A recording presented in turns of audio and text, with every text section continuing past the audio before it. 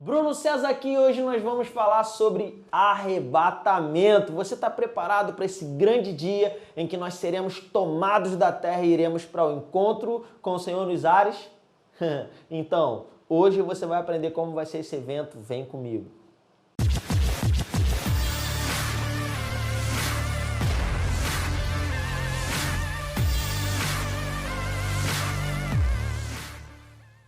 Bom, antes de qualquer coisa, algumas pessoas ficam se perguntando, será que eu vou ser arrebatado? Será que eu não vou ser?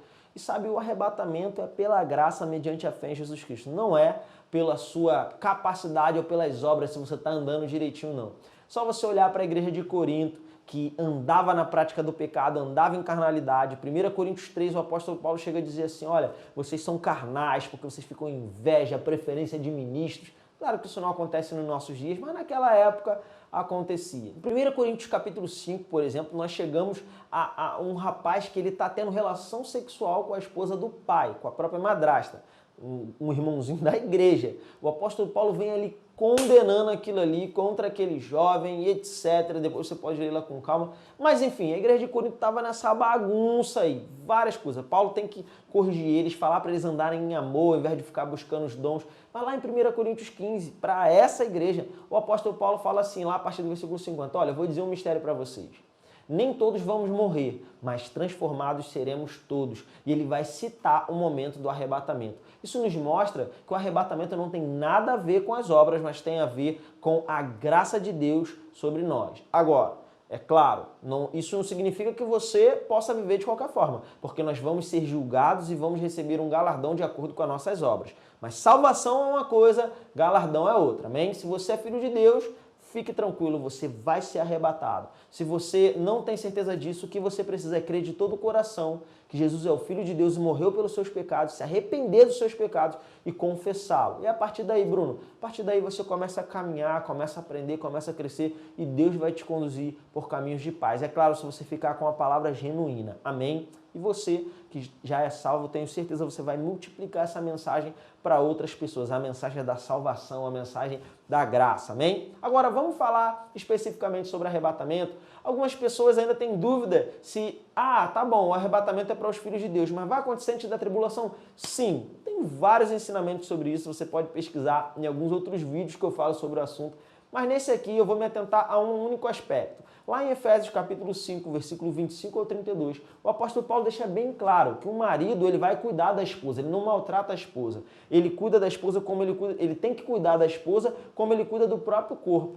Amém? E depois ele vai dizer, olha, grande esse mistério, mas eu me refiro a Cristo e à igreja. O que ele está dizendo? Olha, o marido tem que fazer com a mulher assim como Cristo faz com a igreja. O que é isso? Ele não maltrata, não pune o próprio corpo. E o período de tribulação é o juízo de Deus contra a terra. É a ira do Cordeiro, a ira de Deus sendo derramada. Isso é descrito lá em Apocalipse capítulo 6. Então, sim, você pode ficar tranquilo, porque nós não vamos ficar na tribulação. O anticristo não vai puxar o seu pé. Amém, irmãos? Agora, como vai suceder esse evento? Dentre outras coisas, a Bíblia ensina que o Espírito Santo ele é o penhor da nossa herança, em resgate da propriedade. O que é isso? Isso é o seguinte, o penhor ele serve da seguinte forma, você precisa de um dinheiro, precisa de alguma coisa, você vai lá e penhora um bem, uma coisa que serve como uma garantia. Pois bem, o Espírito Santo habitando dentro de você é a garantia de que naquele grande dia você vai encontrar com o Senhor nos ares. Irmãos, em toda a história da humanidade, em toda a Bíblia você vai encontrar Deus guardando os justos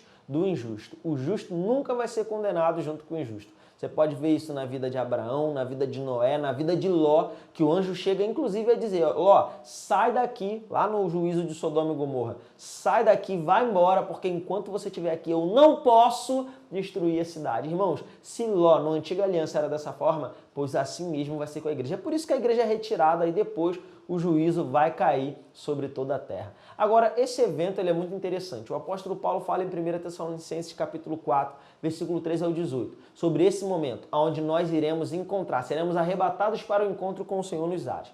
Então, o arrebatamento é um evento que vai acontecer, onde nós seremos levados para o céu, para encontrar com o Senhor nos ares, nas nuvens. Amém, irmãos? E não só isso, o apóstolo Paulo ensina que nesse momento, primeiro os mortos em Cristo vão ressuscitar e depois nós, os vivos, seremos transformados. Como assim? Vai ter o arrebatamento, vai soar a trombeta que Paulo fala ali em 1 Tessalonicenses capítulo 4. Vai soar a trombeta. Quando a trombeta soar, primeiro os mortos em Cristo vão ressuscitar. Ou seja, aqueles que já estão no Senhor em espírito, o corpo deles vai ser transformado, vai ser levado de volta já transformado, e eles vão receber os seus corpos novamente. Depois disso, logo em seguida, nós, os vivos, seremos transformados, seremos puxados para o Senhor. Eu consigo visualizar, irmãos, eu consigo conjecturar esse grande dia, onde o Senhor vai fazer como que um imã, né, passando sobre a terra, e todos aqueles que têm o Espírito Santo por dentro, todos aqueles que estão selados, que têm o penhor da herança, vão ser atraídos para o céu. Nós iremos subir e seremos transformados, mesmo sem morrer. Nós teremos o nosso corpo transformado. Paulo vai dizer, o corpo corruptível vai ser revestido de incorruptibilidade, ou seja, é um corpo que envelhecia e agora não envelhece mais. E depois ele vai dizer que esse corpo mortal vai ser revestido de imortalidade, ou seja, um corpo que morria agora não morre mais. Aí a gente usa a expressão corpo glorificado. Isso é já um outro assunto, não vou entrar agora. Mas o fato é que esse corpo vai ser transformado para não envelhecer mais e nem morrer mais. Isso tudo vai acontecer no evento do arrebatamento. Caramba, Bruno, como vai ser? As pessoas não vão ver os mortos saindo do túmulo, essa coisa toda?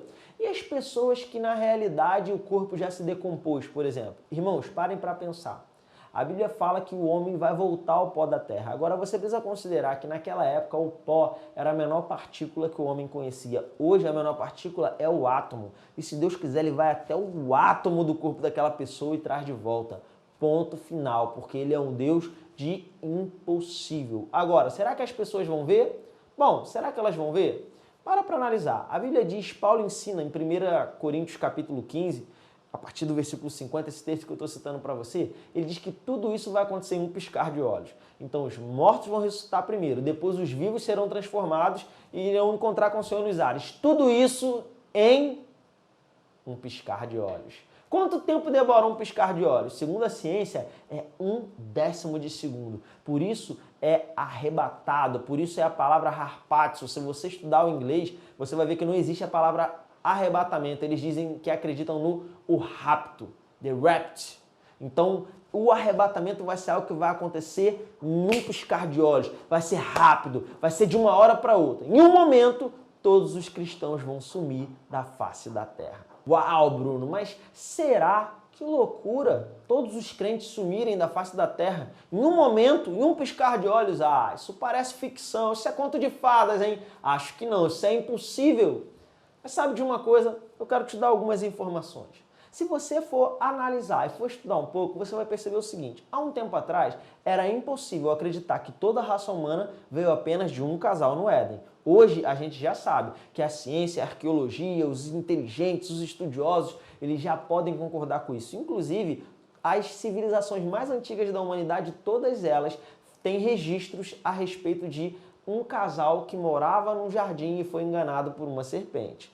E o dilúvio? O dilúvio era impossível de ter acontecido. Uma chuva que destruiu toda a terra? Não. Mas hoje, através dos estudos, e eu nem estou falando de Bíblia, eu estou falando de ciência, hein? Já é comprovado que houve esse dilúvio. E se você parar para analisar ainda, o exército dos egípcios, que foi destruído porque o Mar Vermelho abriu e fechou. Ah, impossível. Mas já foi descoberto restos, né, das carruagens e etc. lá no Mar Vermelho, de uma mesma época onde a nação de Israel saiu do Egito e o Mar Vermelho se abriu conforme a Bíblia conta. Irmãos, tem muitas evidências. Daniel, rei Davi, eram considerados mitos que o povo judeu criou, na verdade. Mas se você olhar em todo esse tempo, nós vamos perceber que a Bíblia sempre esteve certa. A Bíblia é a verdade. O profeta Isaías, ele anunciou que a nação de Israel ia nascer de um dia para a noite. Em 1948, isso aconteceu exatamente como a Bíblia anunciou. E o que dizer do Senhor Jesus Cristo? Nós temos mais evidência de que Jesus ressuscitou do que, por exemplo, que existiu